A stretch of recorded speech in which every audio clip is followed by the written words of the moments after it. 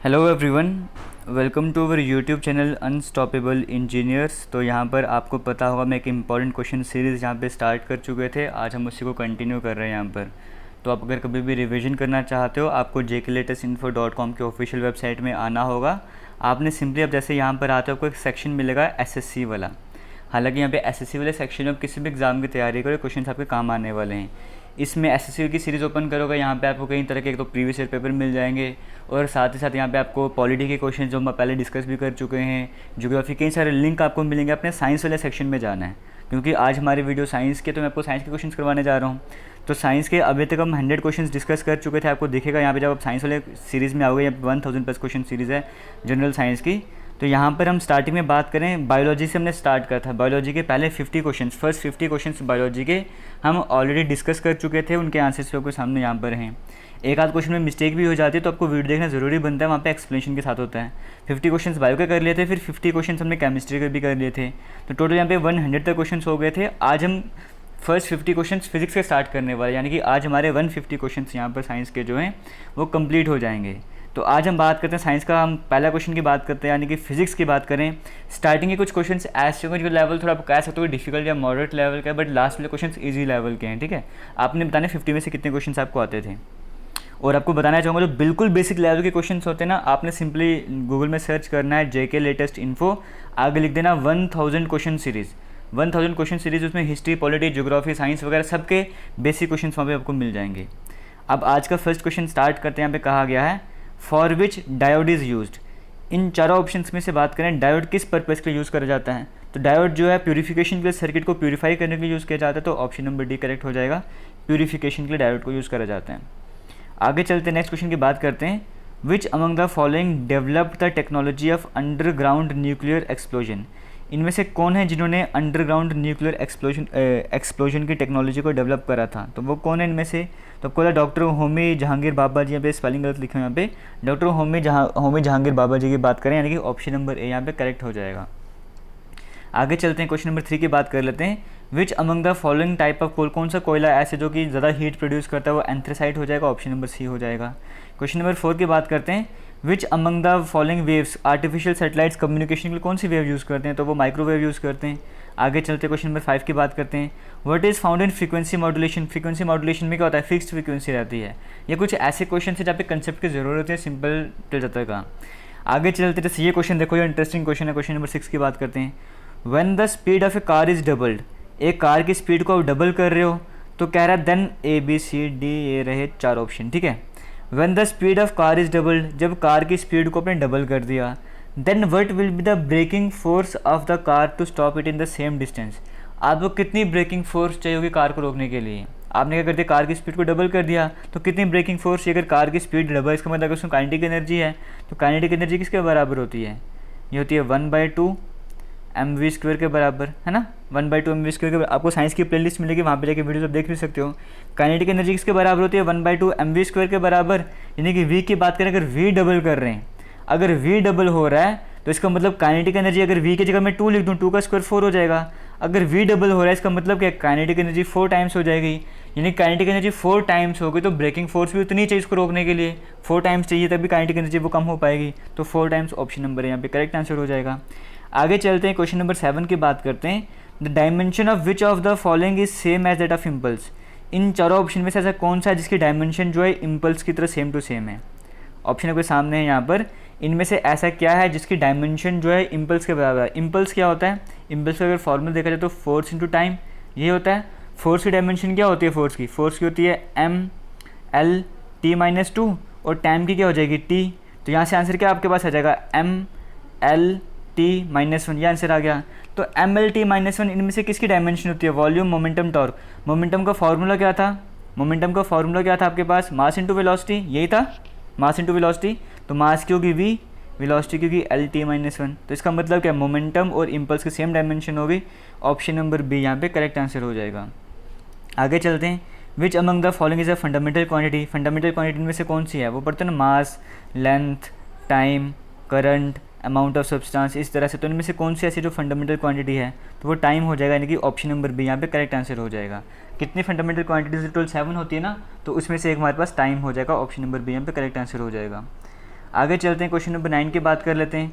If the diameter of a capillary is doubled, अगर capillary का diameter double हो जाएगा, then the rise of water in it will be, अगर capillary का diameter double कर दोगे तो राइज ऑफ वाटर कैसा हो जाएगा। अब बेसिकली कैपिलरी का फार्मूला पता होना चाहिए। फार्मूला क्या होता है हाइट का कैपिलरी का, ऐसा होता है ना 4s सरफेस टेंशन हो गया 4s cos theta divide by rho into g into d, ये डायमीटर हो गया कैपिलरी का।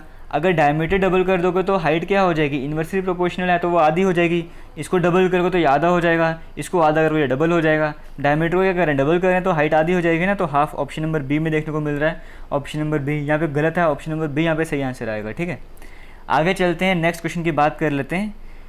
Why the needle of iron swims, एक आयरन की निडल जो है वो आसानी से स्विम क्यों कर जाती है वाटर सरफेस के ऊपर, जब इसको जेंटली बड़े आराम से रखा जाता है, वो क्यों स्विम कर जाती है, इनमें से क्या है जिसके कारण वो स्विम कर जाती है। तो सरफेस टेंशन के कारण। सरफेस टेंशन के कारण क्या होता है, ये आपका पानी भरा हुआ किसी कंटेनर में मान के चलो, इसकी जो ऊपर की सरफेस है ना वो एक स्ट्रेच्ड मेम्ब्रेन की तरह काम करती है, मतलब ऐसा लगता है यहाँ से भी कोई खींच रहा है यहाँ से भी कोई खींच रहा है, जिसके कारण स्ट्रेच्ड मेम्ब्रेन की तरह काम करती है। इसके ऊपर आपने देखो कई सारे इंसेक्ट्स इजीली वॉक भी कर जाते हैं, क्यों, सरफेस टेंशन के कारण। वैसे जो आयरन की निडल जो है वो आराम से स्विम कर जाती है सरफेस टेंशन के कारण। Option number C correct answer हो जाएगा। आगे चलते हैं, क्वेश्चन नंबर 11 की बात कर लेते हैं। The mass of a star is 2 times the mass of the sun, एक स्टार की बात करें उसका मास कितना है, डबल है सन के। स्टार का मास डबल हो गया सूरज के मास के, how it will come to an end, इसका आगे क्या होगा। देखो जब ऐसी कंडीशन हो जाती है तो वो जो स्टार है वो किस में टर्न कर जाता है, उसको न्यूट्रॉन स्टार बन जाता है। ऑप्शन नंबर ए यहाँ पे करेक्ट आंसर हो जाएगा। आगे चलते हैं, क्वेश्चन नंबर 12 की बात कर लेते हैं। Rain drops fall from great height, rain drops जो हाइट से गिर रही है, क्या स्टेटमेंट ट्रू होने वाली है, तो अलग अलग वेलोसिटी के लिए ड्रॉपलेट की अलग अलग वेलोसिटी की, ठीक है, तो option number A correct answer हो जाएगा। On which of the following techniques photostat machine work, photostat machine जो है कौन सी टेक्निक पे काम करती है, तो इलेक्ट्रोस्टैटिक इमेज मेकिंग में काम करती है। ऑप्शन नंबर सी यहाँ पे करेक्ट आंसर हो जाएगा। आगे चलते हैं, क्वेश्चन नंबर 14 की बात कर लेते हैं। यहाँ पे 1 kilowatt hour is equal to, 1 kilowatt hour किसके बराबर होता है, तो 1 किलोवाट आवर किसके बराबर होता है, ये होता है 3.6 इंटू 10⁶ जूल के बराबर होता है, यानी कि 3.6 मेगा जूल के बराबर हो जाएगा। तो यहाँ पे 3 पॉइंट, ये एक्चुअली में क्वेश्चन में ऑप्शन ए तो ठीक है, बट यहाँ पे 3.6 होना चाहिए था, ठीक है 3.6 मेगा जूल यहाँ पे होना चाहिए था। ऑप्शन नंबर ए यहाँ पे करेक्ट आंसर हो जाएगा। तो इसलिए वीडियो देखना ज़रूरी बनता है, सिर्फ आप क्वेश्चन स्टार्ट कर दोगे, कई बार मिस्टेक हो जाती है वहाँ पर, तो वो ठीक भी नहीं हो पाते कई बार बाद में, तो वीडियो देखना ज़रूरी रहता है। एक बार वीडियो से समझ लिया करो कंसेप्ट, फिर आगे जाके क्वेश्चन को रिवाइज कर लिया करो कभी वेबसाइट में जाके। तो आगे चलते हैं, आगे बढ़ने से पहले आपको बताना चाहूँगा आज की इस वीडियो हम टारगेट रख के चल रहे हैं 2000 लाइक का। मुझे उम्मीद है आप वीडियो को लाइक करोगे, शेयर करोगे, ताकि टारगेट हमारा अचीव हो सके और हम रेगुलर बेसिस पे ऐसी वीडियोस ला सके, क्योंकि क्वेश्चन सीरीज बड़ी इंपॉर्टेंट बनती है। अगर रेगुलर बेसिस पे आएंगे तो आपके कंसेप्ट और भी स्ट्रॉन्ग बनते जाएंगे। आगे चलते हैं, क्वेश्चन नंबर 15 की बात कर लेते हैं। यहाँ पे कहा गया है what is the minimum escape velocity of rocket to be launched in space. अब ये अर्थ के रिस्पेक्ट में बात करता हूँ, 11.2 किलोमीटर पर सेकंड की होती है ना escape velocity. Option number C, मतलब एस्केप वेलोसिटी कितनी स्पीड चाहिए वो अर्थ की ग्रेविटेशन फोर्स को पार कर जाएगा अर्थ की सरफेस से, तो 11.2 किलोमीटर होती है पर सेकंड, तो ऑप्शन नंबर सी करेक्ट हो जाएगा। तो ये मून पे अलग होती है, मून पे कितनी होती है वो आप कमेंट सेक्शन में कमेंट करके बता दो। आगे चलते क्वेश्चन नंबर 16 की बात करते हैं। Which of the following is true when we see rainbow, जब हम रेनबो देखते हैं क्या होता है, सन पीछे की तरफ होता है। Option number B correct answer हो जाएगा। Splitting of different colour of light in a prism, जो लाइट प्रिज्म में जो लाइट स्प्लिट होती है अलग अलग कलर्स में, वो क्या होता है, डिस्पर्शन ऑफ लाइट होता है ना, तो option number B correct answer हो जाएगा। लाइट डिस्पर्स हो गई है अलग अलग कलर्स में। अब boat will submerge when it displace water equal to its weight, Archimedes principle, simple basic definition से क्वेश्चन आपका आ गया सीधा आपका। 2 वेव्स, ये न्यूमेरिकल प्रॉब्लम है, तो ये आप अपने एंड पे कर लो। क्वेश्चन नंबर 19 में आपके लिए छोड़ो, न्यूमेरिकल प्रॉब्लम है एक। क्वेश्चन नंबर 20 की बात कर लेते हैं। The snow on the mountain, एक माउंटेन में स्नो है वो एक साथ में पिघल जाती है, जब इसको सन की हीट मिलती है ना, एक साथ क्यों नहीं पिघल जाती, अगर एक साथ पिघल जाए तो बाढ़ आ जाएगी, तो एक साथ क्यों नहीं पिघलती है, उसका रीज़न क्या है। इन चारों ऑप्शन में से इसका जो करेक्ट आंसर है लेटेंट हीट ऑफ फ्यूजन ज़्यादा होती है, मतलब इसको जो मेल्ट होने के लिए जो हीट चाहिए वो ज़्यादा चाहिए होती है, इसलिए वो एक साथ पिघल नहीं सकती है। तो ऑप्शन नंबर डी यहाँ पे करेक्ट आंसर हो जाएगा। यहाँ पे बी लिखा हुआ है बट यहाँ पे D option number correct answer हो जाएगा, लेटेंट हीट ऑफ फ्यूजन ज़्यादा होती है। ठीक है, 2 क्वेश्चन में मिस्टेक हो गई देख लो अभी तक, तो इसको करेक्ट कर लेना। आगे चलते हैं, क्वेश्चन नंबर 21 की बात कर लेते हैं। A person standing on the railway platform, एक पर्सन रेलवे प्लेटफॉर्म में खड़ा हुआ है, उसे आती जाती ट्रेनों की आवाज़ आ रही है, तो विसल जो उसकी आवाज़ सुनाई देगी वो कैसी सुनाई देगी, सेम देगी, हायर इंटेंसिटी की होगी, कैसी होगी, तो वो या हायर पिच की होगी या हायर पिच की होगी, कैसी रहने वाली, तो हायर पिच की होगी जब ट्रेन आ रही होगी। ऑप्शन नंबर सी यहाँ पे करेक्ट आंसर हो जाएगा। आगे चलते हैं, नेक्स्ट क्वेश्चन की बात कर लेते हैं यहाँ पर। होलोग्राफी क्या है? होलोग्राफी आपको पता है लेज़र वगैरह यूज़ करते हैं, उसमें डिफ्रैक्शन वगैरह कई तरह के फिनोमिना यूज़ करते हैं। तो होता क्या है बेसिकली में 3 डायमेंशनल फोटोग्राफ आपको रिकॉर्ड करनी है, परमानेंट रिकॉर्ड करनी है, किसी भी सिंगल कलर मल्टी कलर की बात करें, option number D correct answer हो जाएगा। क्वेश्चन नंबर 23 की बात करें, एक आइस ब्लॉक है जिसमें with a piece of lead embedded in it floats. ठीक है, एक आइस ब्लॉक है जिसमें लीड का आपने पीस को रखा हुआ है। अगर आइस जो मेल्ट हो जाएगी तो वाटर लेवल कैसा होगा? राइज करेगा, फॉल करेगा, कैसा हो जाएगा? आपको पता है जब ये मेल्ट होगी तो जितना उतना ही वाटर डिस्प्लेस करेगी जितना उसका वेट होगा।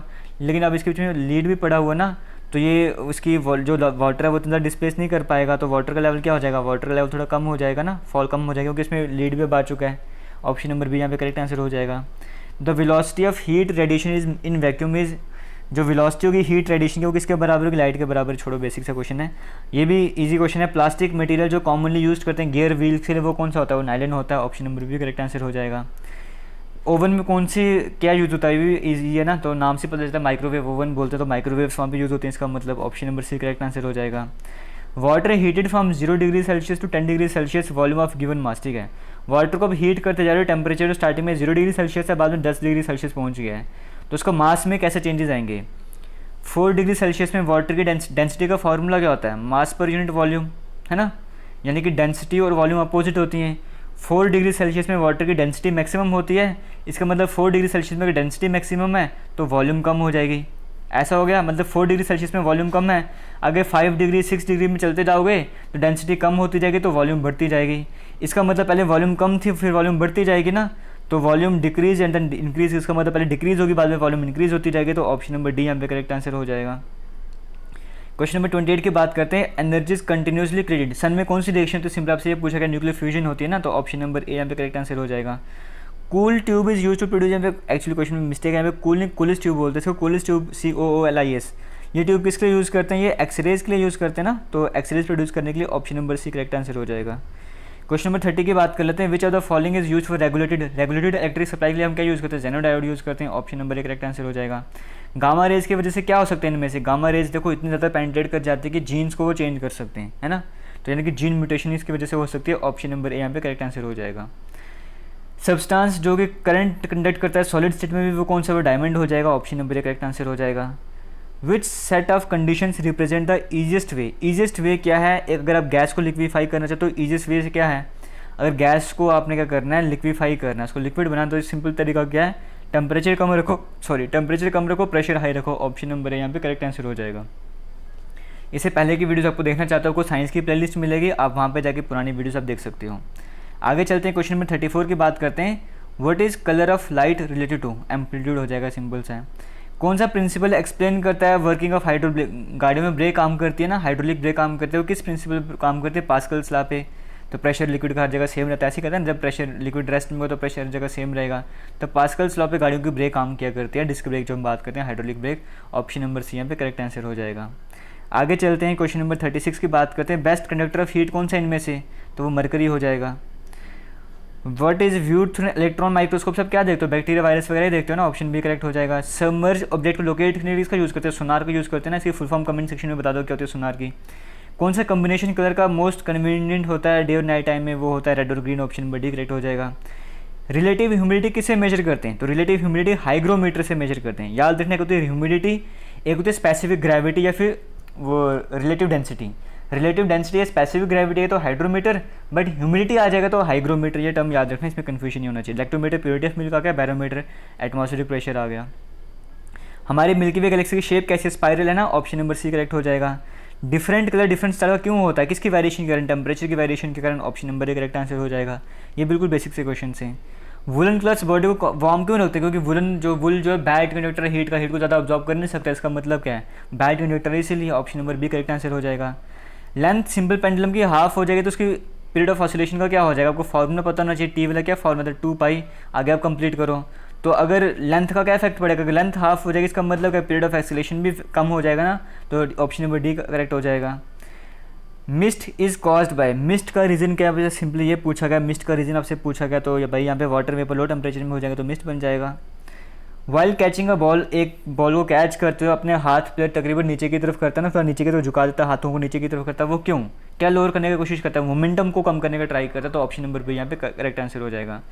जब बैरोमीटर की रीडिंग अचानक से कम हो जाएगी, इसका मतलब क्या है, बैरोमीटर की रीडिंग कम होगी, इसका मतलब क्या, प्रेशर कम होगा, अगर वहाँ पे प्रेशर कम होगा, वहाँ पे इसका मतलब हाई प्रेशर से चीज़ें वहाँ पे आने वाली हैं, तो वहाँ पे क्या होगा, एक्सट्रीमली स्टॉर्मी कंडीशन वहाँ पे होने जा रही हैं, तूफान आने वाला है। तो ऑप्शन नंबर बी यहाँ पे करेक्ट आंसर हो जाएगा।